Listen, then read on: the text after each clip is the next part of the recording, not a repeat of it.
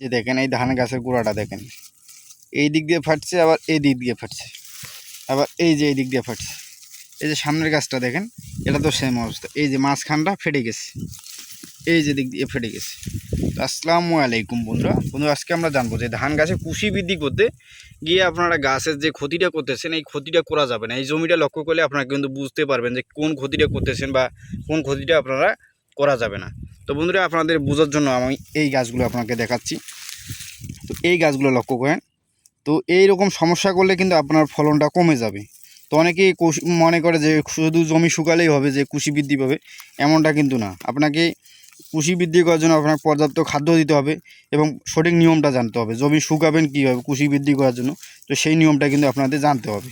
শুধু এই গাছটা না, এই যে এই গাছটাও দেখেন, এই যে একই অবস্থা, সেম অবস্থা। এখানে চারদিক থেকে ফেটে গেছে জমিটা, এটা গাছের গোড়াটা পর্যন্ত মানে ফেটে গেছে। তো এই ক্ষেত্রে কিন্তু আপনার সমস্যাটা হচ্ছে গাছের সমস্যা হচ্ছে। আপনি ভাবছেন যে আপনার জমি শুকালেই আপনি শুধু কুশি বৃদ্ধি করতে পারবেন, এটা কিন্তু ভুল ধারণা। কারণ এই যে আপনার কুশি, এই যে মাটিটা ফাটছে আপনার গাছের গোড়া দিয়ে, এই যে দেখেন চারদিক দিয়ে ফেটে গেছে। এগুলো হচ্ছে কি আপনার গাছের গোড়ার যে মানে শিকড়টা আছে, এই শিকড়গুলো কিন্তু ছিঁড়ে যাচ্ছে। এই শিকড় ছিঁড়ে যাওয়ার কারণে কী হচ্ছে, আপনার গাছের যে মানে খাদ্য গ্রহণের যে ইয়াটা ছিল, স্বাভাবিক কাজটা, সেটা বন্ধ হয়ে গেছে। কারণ হচ্ছে এই শিকড়গুলো দিয়েই কিন্তু এই গাছগুলো মানে খাদ্য শোষণ করছিল, কিন্তু এই বর্তমান এই খাদ্য শোষণটা এই মানে আপনার শিকড় ছিঁড়ে বন্ধ হয়ে গেছে।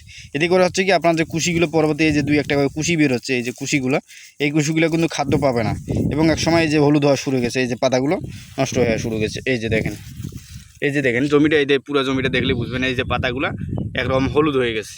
তো এটার প্রধান সমস্যা যেটা, সেটা হচ্ছে জমি অতিরিক্ত ফেটে গেছে।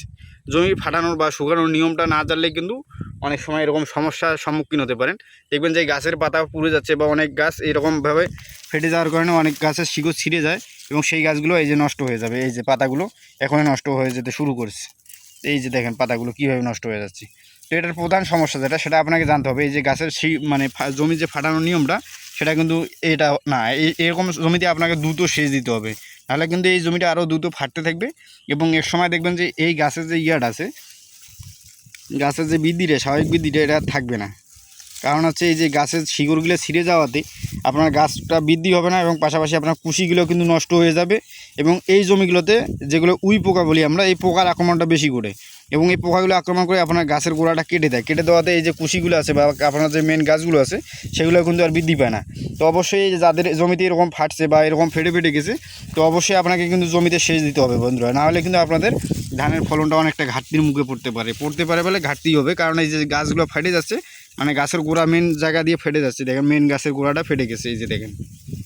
দুইভাবে ফাটলে কিন্তু আপনার ফলনটা কমে যাবে, কারণ হচ্ছে এই গাছের যে মেন শিকড়গুলো, সেগুলোই কিন্তু ছিঁড়ে যাচ্ছে। এতে করে আপনার ফলনটা কমে যাবে, কারণ গাছে হলুদ হয়ে যাচ্ছে, এই যে দেখেন। তো যাদের জমি এরকম হচ্ছে, তারা অবশ্যই দ্রুত জমিতে সেচ দেওয়ার চেষ্টা করবেন এবং পাশাপাশি জমিতে পর্যাপ্ত সার প্রয়োগ করে দেবেন। নাইট্রোজেনটা মানে ইউরিয়া সারের পরিমাণটা একটু বেশি করে দেবেন, কারণ এই গাছগুলো হলুদ হয়ে গেছে। এবং নাইট্রোজেন দিলে আপনার গাছগুলো দ্রুত সবুজ হয়ে আসবে এবং এই গাছে পানি দেওয়ার সাথে সাথে এই গাছের মাটিটা দ্রুত নরম হয়ে শিকড়ে মানে রসালো করে তুলবে।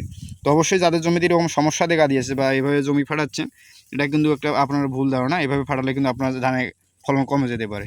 তো অবশ্যই ধানের সঠিক ফলন পথে অবশ্যই দ্রুত সেচ দিয়ে দেবে। তো বন্ধুরা, আজকে পর্যন্ত সবাই ভালো থাকবেন। আসসালামু আলাইকুম।